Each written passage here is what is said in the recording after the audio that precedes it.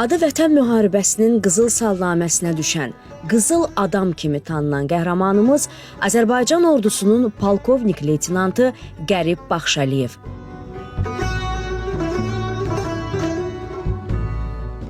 Əslən Laçından olan Qərib Baxşəliyev Laçının azadlığı uğrunda gedən döyüşlərdə qəhrəmancasına şəhid olub.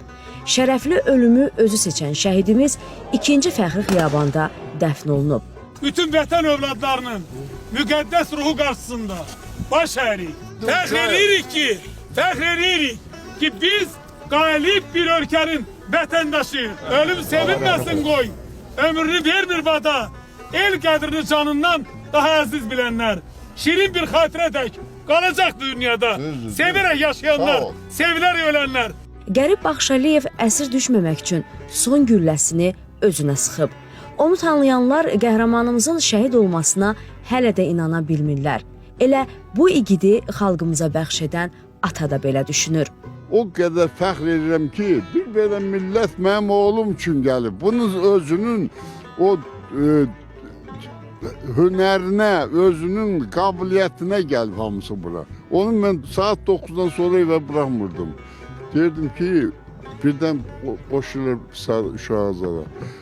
Halal olsun ona, verilən süd də, tərbiyə də. 25 illik hərbi fəaliyyətini şəhidliklə tamamlayan Qərib Baxşəliyevin ailə üzvləri də çox qürurludur. Vətən sağ olsun, Qarabağ Azərbaycandır. Mən atamla fəxr eləyirəm. Vətən sağ olsun, Qarabağ Azərbaycandır. Qardaşıma baxıram, bu zirvəyə qalxıbdır. O cənnətdədir. Minlərlə cavanlarımız belə şəhidlik zirvəsinə qalxıb. Biz hər birimiz onların qarşısında baş ərib. Yaxınları hələ sağlığında böyük hörmət, ad-san qazanan qəhrəmanımızın çox qayğıkeş, mərd və dürüst insan olduğunu deyirlər. Biz Qəriblə uzun müddət bir yerdə xidmət eləmişik. Qəribin necə zabit olmağını, bugün Azərbaycan ordusu sıralarında xidmət edən, sizə desəm, ən azı bir 3000-4000 zabit yetişdirmələri var. Və onun necə qəhrəman, necə qayğıkeş, necə bir gözəl insan olduğunu bütün burada yığışan insanlar hamı görmüş. Bakıda da olsa da əsli Laçın rayonundandır. Hər dəfə əlaqə saxlayanda da çatırıq, torpağımıza çatırıq.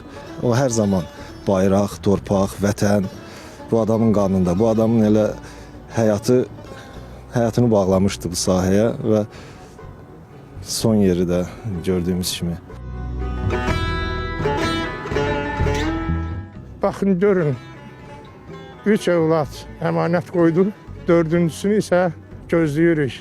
İnanıram ki, bu övladlar böyüyəcək, atalarının yolunu gedərək, onlar da qəhrəman kimi Azərbaycan salnaməsinə qızıl hərflər yazacaqlar. Onlar bir övlad etirsələr minlərlə qardaş, bacı, ata qazandı yanına. Biz həmişə onların yanındayıq. Bütün şəhid ailələri qarşısına bəş edirəm. Onlar bizim qəhrəmanlarımızdır. Biz bir xalq olaraq doğrudan göstərdik ki, biz bir yerdə güclüyük. Düşmən onun dirisi ilə bacarmayıb, ölüsündən də qorxdu. Nə qədər ki, vətən torpağını qanı ilə yuyan belə igidlərimiz var. Vətən var olunca onların da adı daima zirvələrdə olacaq.